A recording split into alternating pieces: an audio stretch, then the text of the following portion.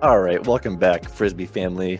It's a jovial time here in the virtual studio. It's another episode of the Morning Round podcast. Hi, I'm Greggy Biscuits. We are very excited to have with us one-on-one. It's no longer a super pod. It's just 100% totally Raven. Raven Klein. That's so Raven. I just had to get it out of the way. What's the It's over-under on? It's organic. Exactly. That's how it's It's supposed to all be. me. Raven, welcome. Thank you. Glad to be here. In, like you said, not with like 5 other people. Yeah, this is if people who were following along with the podcast, we had a Uplay extravaganza at the end of last year to sort of celebrate Uplay's big year in 2023, and Raven was part of that. We had Chandler Fry joining us along with Zoe and Dustin. It was a great time. Go back and check that out in the feed. But now here we are. We're going to talk about Uplay. We're going to talk about tie-dye. But first of all, I have to give you a big welcome officially to Team OTB. Thank you. Glad to be here. It was a pretty easy choice to join the team. I love another round, but OTB has been, since the moment I randomly showed up in the parking lot. First to arrive, 2023 last felt year. Very accepted. Not quite the last to leave. I think that distinction went to Matty O this year or last year. Both now members of Team OTB, so maybe that's a trend. Maybe if you just hang around long enough. But no, that's not why. We asked you to join the team because we love Raven and we appreciate what you do out there on the Pro Tour. Thank you so much. Glad to team up. Where in the world are you right now?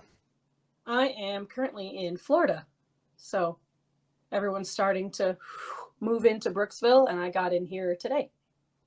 Very cool. And where did your day start? It started down in West Palm Beach, Florida. Okay. I was visiting family, so I came down like a week early, went down there first, and then got up here right before All-Stars. Okay, so you didn't have your big drive was sometime last week. Yeah, my big drive started last Tuesday, so a week ago. Well, I was going to ask, how you started off your big drive. What's your go-to caffeine source in the morning? Because we haven't really covered your morning routine. True. Well, my morning routine varies based on where I am, but I'm not a huge caffeine person. Like, I don't drink a lot of soda, and I'm not a coffee drinker. So tea, which I know there's technically caffeine in it, but I don't really feel it. Mm-hmm. But I start with a cup of tea, and then I'll usually have a cup of tea in the middle of the day or in the evening also. And it's not too hard to pull off on the road, so you can have those comforts. Yeah, well, every gas station has like a hot water thing connected to their coffee machine. Mm-hmm. So I just bring in my OTB mug, actually, that I got like 2 years ago. Smart. And I have an entire case of stuff in my van that's just tea. Your tea caddy. My tea caddy, yeah. Which, of course, brings up the great debate, caddy versus caddy, i.e. why. I believe the tea caddy is the Y, and the caddy is and a golf caddy is IE. No, okay. Again, just sound off in the sound off in the comments. Caddy that used to have in college. Exactly. which at one point everyone called a Dob kit, and I was like, I never called it a Dob kit. It's my shower bag. But apparently it's a Dob. Bag? It was sort of a rolling, flexible holder. It was from the Gap. Oh, okay. Back in the early 2000s, they had some pretty high quality accessory / products. That makes sense. So you made it to Florida. How's the Florida golf treating you after a long, cold Minnesota offseason?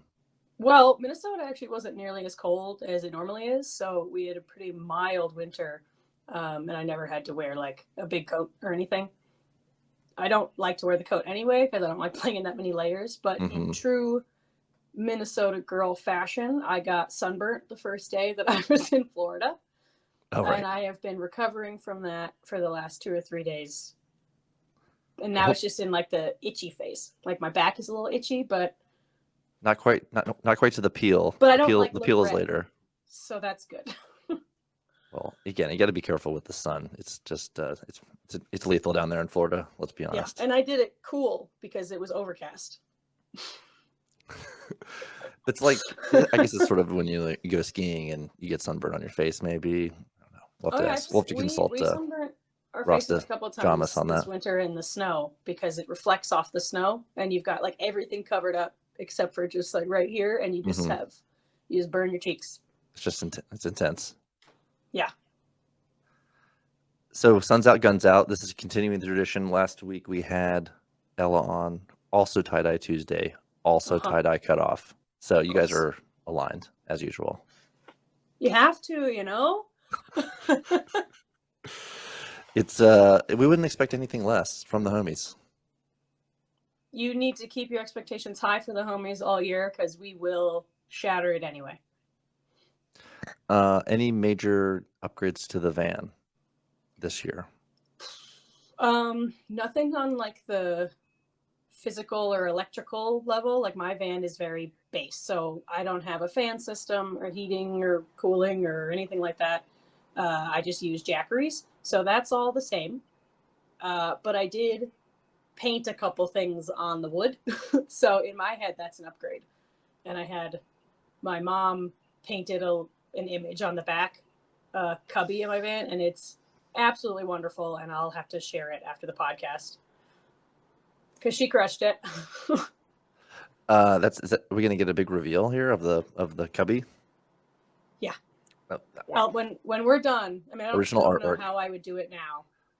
I think we just. I feel like I would ruin one of the tech things. I think so I'm not gonna do that. But when we're done, I'll share it to my story. We're going extra tech. More tech than ever. Whatever is more accessible. My phone wants to keep turning on. It's like, no, you can't hear.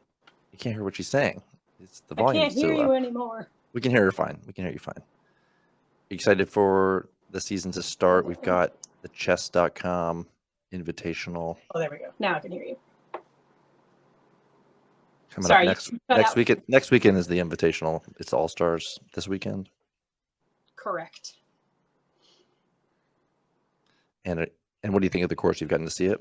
I haven't seen it yet. No, only in like videos and what people have shared. And it looks great. It's awesome to have a course like that owned by someone who knows kind of what they're doing and what they're looking for. So I'm really excited to get out and play it.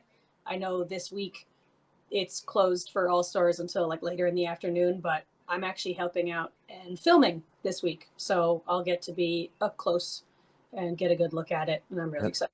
That's right. As I recall now, you got your first taste of the DGN experience at Worlds last year. Is that right? Not at Worlds. I filmed at women's. No, where was it? Somewhere. USDGC. Ah. Yep. Didn't you make one sneak appearance before that? Because I wasn't at USDGC. I've always joked about it because, like, at Maple Hill, I was also standing behind. Like, I was on the 8 holes, and that's what it wasn't at the camera. And I was like, I'll just hop up there. Like, that'll be fine. But I didn't because I figured I should get approval for that first. But I was like, I could have done it. You always have to just ask for forgiveness in that situation. I should have, and I really wish I had, because it was when Yuli got his ace.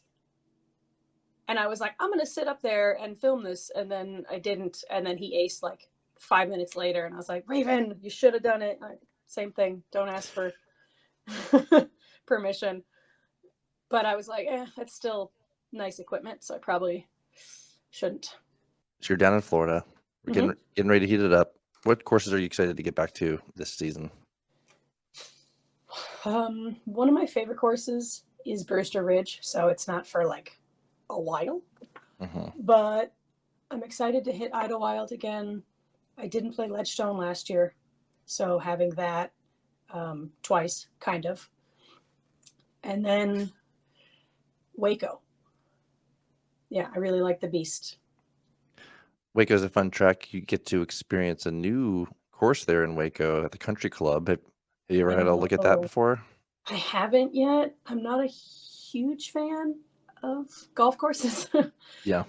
I can appreciate how pretty they are, but I just like the woods. Yeah. Most of the courses you're used to up in Minnesota using natural rough. Natural rough. I mean, I remember the first Elite Series event I ever played was Vegas, and I had never played with OB, like artificial OB. And so a little bit of it there in Vegas. Yeah. Yeah. The tour definitely slaps you into just having to get used to that. But yeah, the wooded courses, trees, things like that.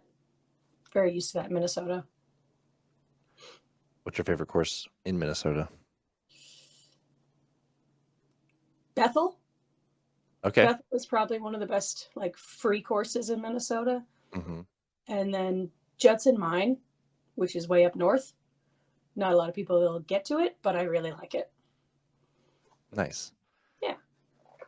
And born and raised up there in the Not born, end of 10,000 Lakes? but raised. Where are you from originally? I was born in Connecticut, but my family's from New York. So both my parents are from the Bronx, but my mom just liked the hospital in Connecticut better. Okay. So she brought me over there, and then And then back. and then back. Seems like a kind of a New Yorker thing to do. And then relocated to the Midwest. Relocated to the Midwest. Yeah, I'm the youngest of four, and my dad got a job out in Minnesota, so I pretty much grew up there. I moved when I was a baby.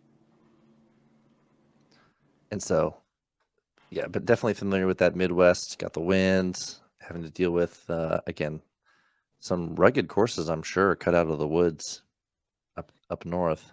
Definitely. The main difference I see with our kind of wooded courses and the ones you find in North Carolina, South Carolina, is we don't have as much of the old growth trees.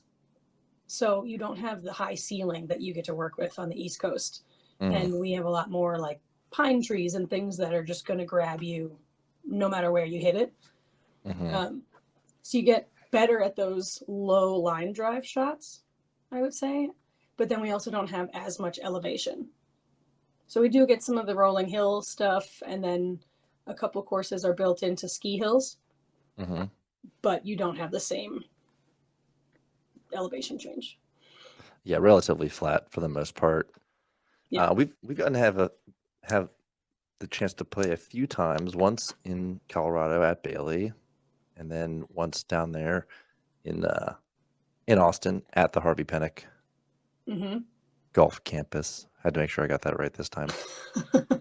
for of course our infamous doubles match, you and Ella versus Connor and myself, which we need to run it back. We're gonna have to run it back this year. Yeah, we're all Team OTB. It's easier than ever. We'll mix it up this year and adopt our biscuits and Ravy. Per se. I mean, there should be shirts for that. There's marketing opportunities for sure. I'll have to draw a logo. Speaking of Austin, there was the great UPlay event there. I mean, you guys had your big clinic there at the golf campus. Were you participating in that one? I wasn't at that one, but I was at pretty much all the ones after that. What's exciting? Again, we mentioned briefly going to Africa last year. What's exciting for UPlay on the agenda this year in 2024? This year, I think there's just a little bit more awareness about UPlay, and every year you have more places actually reach out to UPlay as like trying to be in the community connects. So that's really cool, and I think we're not going to have any trouble finding schools. And the other thing is that we have multiple leaders through UPlay, and this year I think you'll get to see more touring players being involved. So I'm excited about that. That should be great. I know Zoe had mentioned to me that she was trying to get more and more people aware that they could, participate in those Connect events, and we're trying to get as many pros out there in front of the kids as possible, right? Yeah. A lot of people, like you said, don't know about it, and it's just word of mouth. So maybe one day there aren't a lot of people who were signed up to do it, and it's just, me going to grab my friends, being like, hey, you three, we're going to go teach. And then they do, and they love it, and they want to come back. That's how I got in. And that's how the UPlay, the family grows daily. And then any trips abroad planned, or is that still TBD? This year, I'm not sure. I mean, I always want to. Depends on if you count Canada. For me, it's close. International. But yeah, international. I will not be making it to Europe this year. Okay. I have a lot of things I have to get done at home, and that particular section of the tour, when everyone goes to Europe, is a perfect time for me to take my mid-season break in Minnesota. Yep, right after the turn, you got the preserve. I know a lot of players will be sticking around for the following event at Blue Ribbon Pines, the Majestic. Yep. You'd be playing in that one? I have, yeah. Last year I didn't do as well, but the year before I won, and the year before that I think I got fourth. Yeah, it's a Yeah, great event, and they're actually expanding it to another course. So yeah, it sounds like a good time. I've never experienced the golf there in Minnesota, so I think it's on the docket this year. you should Sounds like definitely come. we're Please gonna do. get this. We'll get into some hijinks there in the Twin Cities for sure, Yeah, and and you get elsewhere. to camp at the course, and I know Kale's opening up some spots at the second course as well. Mm-hmm. You mentioned Canada, so which event were you going to be getting up to for this year? I thought about just going back up to Thunder Bay, the Mm-hmm. event that was nationals last year. They still run it every year, Mm-hmm. and I like the people that I met there. But the Canadian Nationals event this year is all the way west in British Columbia, and it's like the weekend after D-Glow, Mm. so it's not really possible. Yeah, that's a routing issue. Yeah, I could go to Michigan and then fly to British Columbia, play the event, fly back to Michigan, and then drive to Vermont. But I don't think that that's ideal. Talk about being the Canadian Nationals last year. That was such a fun event. The Chris, I don't know how to say his last name, but he was the TD, and he answered all my questions, which I had a few. Mm-hmm. But the courses were well maintained. The volunteers were fantastic, and I know me and a couple of the other pros still went to all like the AM awards ceremonies, and the community there was really great. They did like a scavenger hunt throughout the whole tournament and had prizes for it. And my parents came up, and one of my friends who plays locally. So it was a really fun event. Very cool. I didn't play great, but it worked. But sometimes it's the overall experience, and it can compensate for that maybe lack of performance. But Yeah, you it was can't like win that. them all. You know, when you're fixing your putt or adjusting your putt and you have a week or two where you just can't. I've been adjusting my putt for because you're like what, 8 years now. You haven't figured out the new putt, but you can't completely drop the old putt. Mm-hmm. And you put like 30% from circle one. It's really fun. Any major tweaks to the game happening this off season, or are you sticking to your guns? I tried to tweak a couple of things. However, at the end of last season, I had an injury in my hand and wrist, forearm, and that didn't really go away. So I've been doing physical therapy for the last couple of months, and it's better. And I definitely have more strength in my forearm, but I can't throw it 100% quite yet. So for power, I still get a pain in my hand. So the off season wasn't exactly what I was hoping for disc golf purposes, but I was still able to work in my garage, do field work sometimes, and then really focus on the weightlifting, the training, the PT, and I did a lot of graphics and stuff. So mostly affecting harder throws, not so much affecting the putting. Yeah, not so much with the putting. I definitely had a weird. I actually couldn't figure out what it was, but there was like a hitch in my putt outside of the normal hitch that I have in my putt. And it took a couple of weeks to find my rhythm again. So I almost felt like it had backed me up, but every day that you actually work on it is still moving forward. Yeah. Well, we wish you a full recovery from that. And thank you. The season will have its way of kind of working you into shape, I'm sure. Yeah, I have a few different avenues that the year could go down based on how my hand feels. I'm optimistic though, and I think even if I can play where I max out at 80-85% power, I know that a lot of these courses and holes, you can break them down, still get par, still get birdie, without risking further injury. Yeah. Tell the listeners a little bit about your sports background growing up. Okay. I played softball and I did gymnastics when I was like 5 and 6, but then I quit softball because they wouldn't let you run past like first base, which I thought was dumb. And I also played soccer at the time. All my brothers played soccer. So then I played soccer from the age of 6 to 13 or so, year round. And then I had a major injury and I dislocated my knee. When I was coming back from that, soccer didn't really work anymore. And so then I started playing volleyball in high school. Picked it up, absolutely loved it, and I played volleyball and badminton in high school because Okay. it was a varsity sport for us. The badminton was. So I went to state for badminton. Never quite made it to state for volleyball, but I Wow, ended up badminton playing. state finals. Well, how Oh was yeah, that? okay. The semifinals was actually the game Okay. because I was the 4 seed going into state, and I got to play the 1 seed who I'd never beat in season for the last like 2 years. And again, like, are you relatively? It's a big state, so did you saw each other throughout the course of the year once or twice, or We no? played each other twice, once Okay. at home, once away, kind of thing. So maybe in the And same division or something. she was so good. I mean, she's incredible. Mm-hmm. But we went to 3, so it's 2 out of 3, same like other sports. And I beat her in the semifinal. So I was like, no matter what happens in the final, I'm happy now. She was not. And then the girl who I lost to was the 2 seed. And by the end of the day, I was just a little bit beat and she was on. So I lost. So I got second place in state. But it was great. And I highly recommend everyone to try badminton. I usually keep a racket in my van. We recently had Aaron Gossage on. He was talking about, racket sports, and now, of course, pickleball has become popular among some of the disc golfers. So have they drug you out to the pickleball court, or did I you did it go a couple willingly? times last year and the year before, but near the end of the season, I didn't really make it out. This year, I'm going to try to play more, but I also want to find indoor space to play badminton. And I've talked to Albert Tom about it, and I've talked to Thomas Gilbert about it. So I feel like it's a little more graceful than pickleball. Pickleball is just so much swatting and clacking. Well, and I'm so used to the way like a birdie comes off of a racket.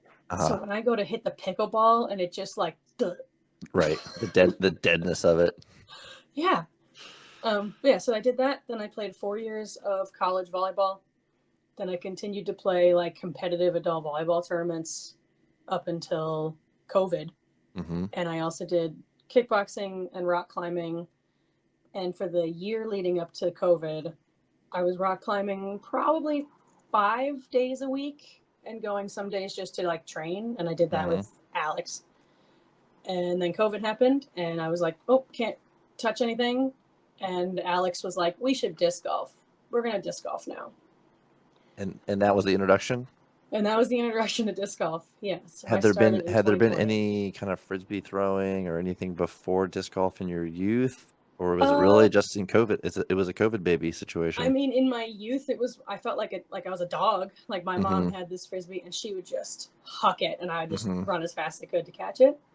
So it wasn't really the throwing part. It was just the catching. You were about the catch. Yeah. And then in college, I played intramural and ultimate. Okay. Which was really fun, but that was the extent of it. And I really tried not to throw much in that either. It was catching.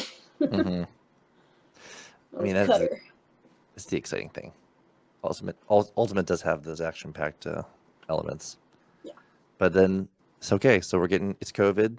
It's time to disc golf. What's the first disc that kind of goes in your hand and there's electricity, there's magic? I don't think I felt electricity for a while. Okay. Because I was playing with Alex and then our friend Tony, and they both had been playing. So everything I did, I was not the best at it in the 3 of us, which I don't like. And as a slightly competitive athlete. I was very competitive until I met Ella and Holland, and I was like, oh, there is another level. I'm not at the peak. But yeah, it took me a while to find the spark, but every once in a while I would throw something and the disc would get that beautiful flight, and I don't know how I did it, but I was like, oh, okay, I get it. Like I could see why this is enthralling. Well, we know you can bomb it, so again, just seeing that beautiful flight, that's what got you hooked. Yeah, it's addicting, and just the idea that you could always get better. Like you weren't going to get capped off in this sport. And so I was playing and Alex was like, oh, they have competitive disc golf, like not just friendly competitive. And then we had the Minnesota State Champs, which I was there taking pictures. So this is still the year 2000? This is still 2020. I mean, 20 Yeah. the year 2000, the year 2000. 2020. I had a flashback to Conan O'Brien there. The year Year 2020, the year of 2020. the year of our COVID. Yes, Yes, the year of the our the pan, COVID. the pan, if you will. And I was taking pictures after my round of Alex and just BRP because it was fall, so it was absolutely gorgeous. And a couple people saw my pictures, and there was a Jason Wilder. He was with Dynamic and works for Azuka and is like one of the bigger tournament directors in Minnesota. He invited me to take some Zuka pictures, and then we played a round together. And he was like, "Have you ever thought about doing this or anything like competitive?"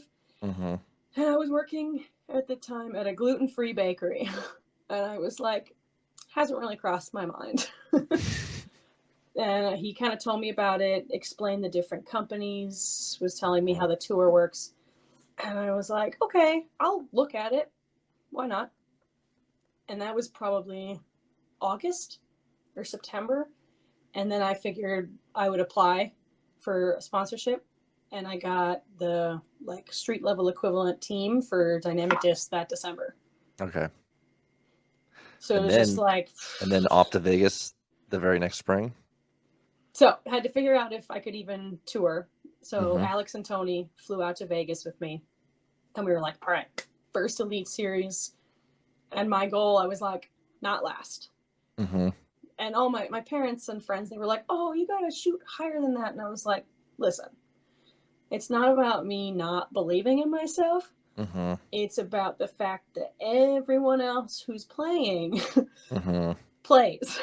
Right. They're professionals and they've been doing this and maybe even been doing it for 10 plus years. Probably not their first event. Exactly. I was like, it's not about not believing in me. It's about understanding who I'm playing. And I didn't get last. And I was very happy about that. There you go. And then I played the Preserve. I played DDO. And then I was like, okay, good. I played a couple events. I'm going to play an A tier.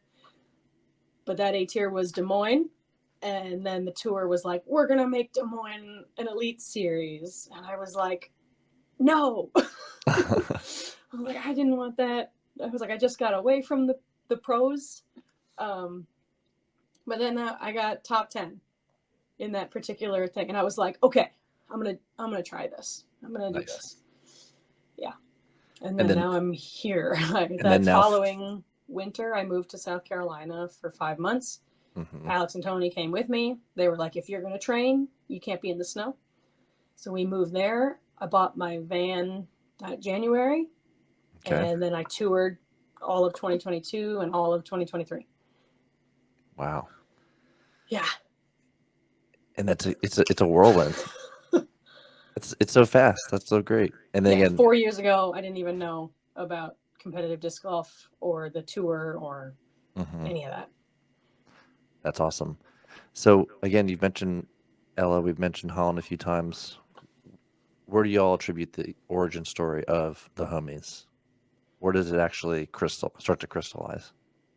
So I met Ella officially first, and we actually hung out in Georgia. And then we just sort of were like, yeah, we're friends now.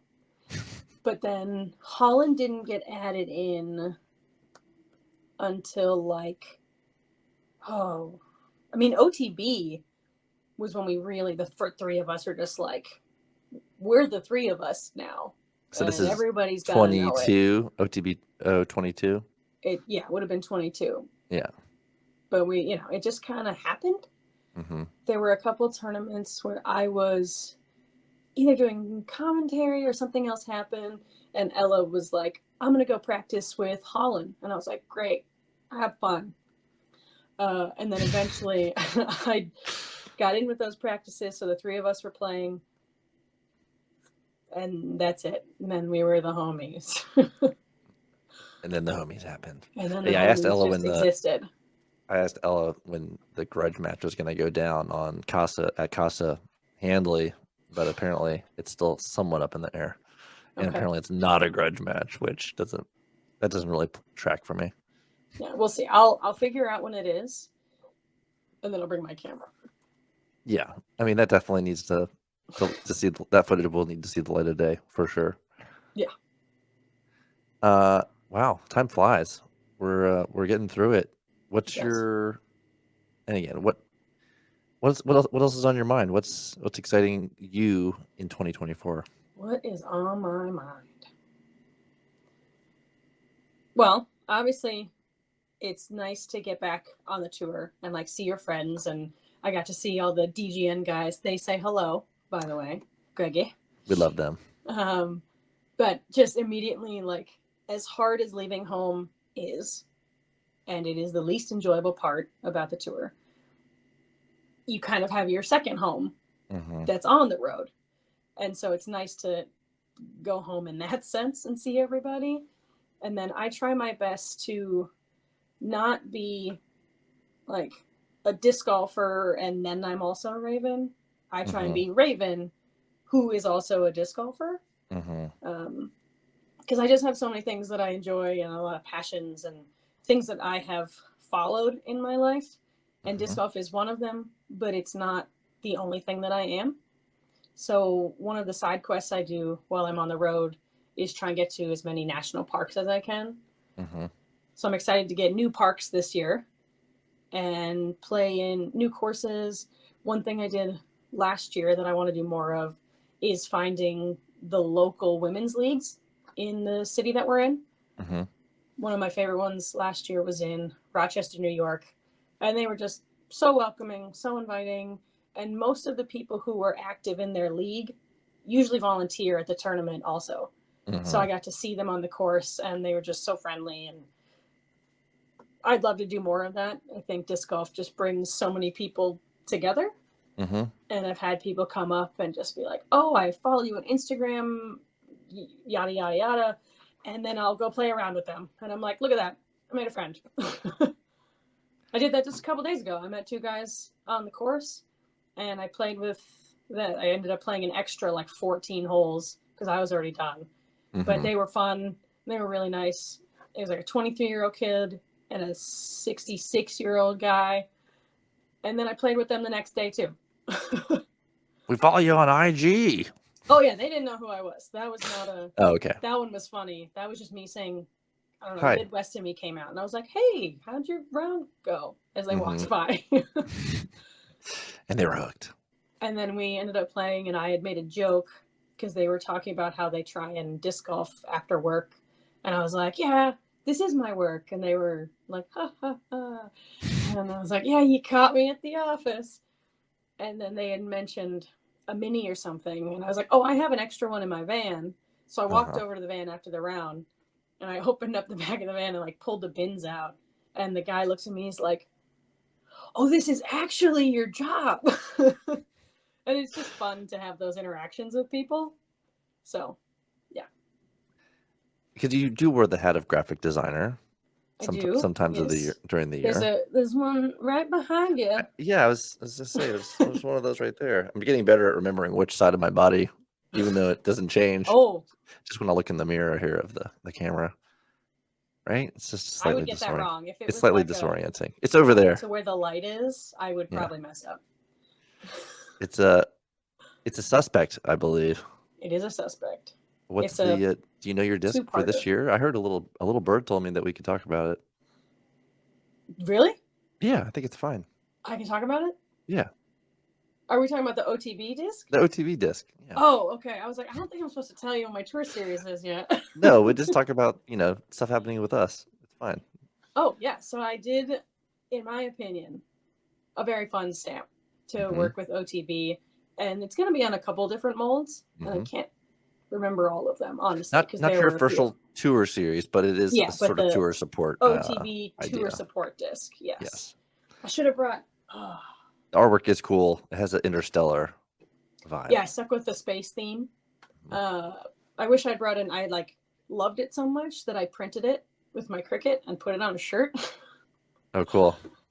It took me 2 hours to weed out all the little pieces. Oh yeah. It was a lot of detail. Cool. It's got a lot of detail. It has a lot of detail. People are gonna love it. I can't wait to get one. And As soon we're as gonna they need order it. it, I'm just be like, excuse me. Might need a. I already have my Raven Klein Claymore. I need another Raven disc. This one's just really cool. It is cool. Again, people were teasing. We're teasing this. Maybe we can flash the graphic at the end of the round. Should we go out to the van? Let's go. Speaking of artwork, let's go see Mom's handiwork, and we'll wrap up this episode okay. of Morning You actually want Round. me to? I was just. All right, here we go. No, let's go. This is what people We're want. going. I would love to shout out Dynamic Disc, OTB. Oh my God, Yeah, you can shout out the Roadshow. You're a pin level sponsor. I mean, I'm gonna get you it's hooked like up. OTB Roadshow. Yeah. And then I've got Treasures of the Forest minis. Okay. Throat Pink, my Rat Pack homies in Minnesota, and then Dr. Christie Disc Dies. That's Dr. a new Christie. one for this year. Yeah, I've been seeing the pop up with a few players. What's the deal with Dr. Christie? Dr. Christie is fantastic, and I got to talk to her more last year for the first time. And she's just so welcoming. She loves to build the community, not only of disc golf, but of disc dyers. Okay. And she's just been incredibly supportive. So. Okay. So shout out Dr. Christie. Okay. Shout out the rest of this. Oh, we got a little stitch. There's a little stitch in your garage. So that's what That is adorable. Mama That is adorable. Raven did. Yeah, and then I've just got random Well, other tell her paintings on there. She did a but great job. I will tell her if she doesn't see this, you know.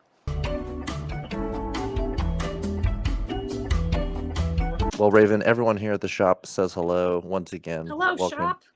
Welcome to Team OTB. Thank you. I will see you out on the road. I'll be in Texas the week before, but I'll probably see you at Waco.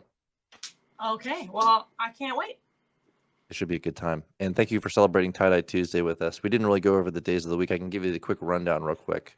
So we'll have to get you a space shirt for Mondays. Monday is typically just your classic black, space shirt. Tuesday, Tie-Dye Tuesday. Wednesday is a wacky Wednesday, so you can it's a free play. You can kind of do whatever. You could go double back-to-back tie-dye. You can go completely curveball for your style. You could go dressed up, dressed down. It's wacky. Just go crazy. So wacky doesn't have to mean like weird. It just means free. It's a free play. Okay. But wacky is encouraged. And Thursday would be also known as Thirsty Thursday. So that's typically when you'd wear maybe like one of the OTB Rasta prints, but we can kind of get into more detail of that. And of course, the most important day of the week is Purple Friday. So Purple Friday, the reputation precedes it. Don't forget about that. But of course not. you're already on board for Tie-Dye Tuesday. Shout out to Happy with Par. He's got my official podcast with Raven Klein shirt covered. Love Happy with Par. And he's got me one of those little croc giblets things. Again, I haven't gone full croc. It's I haven't. You can't go back.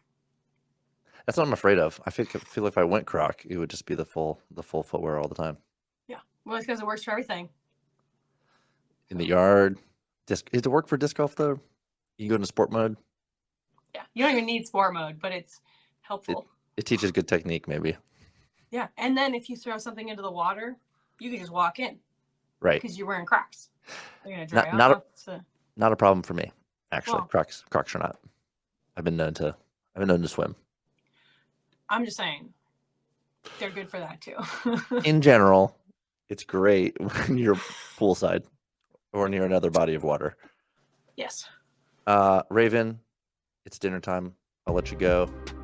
It's been a long day. Oh, snacks. Look at that. Right on cue. Thanks for joining us here on the podcast. We'll say goodbye to everybody.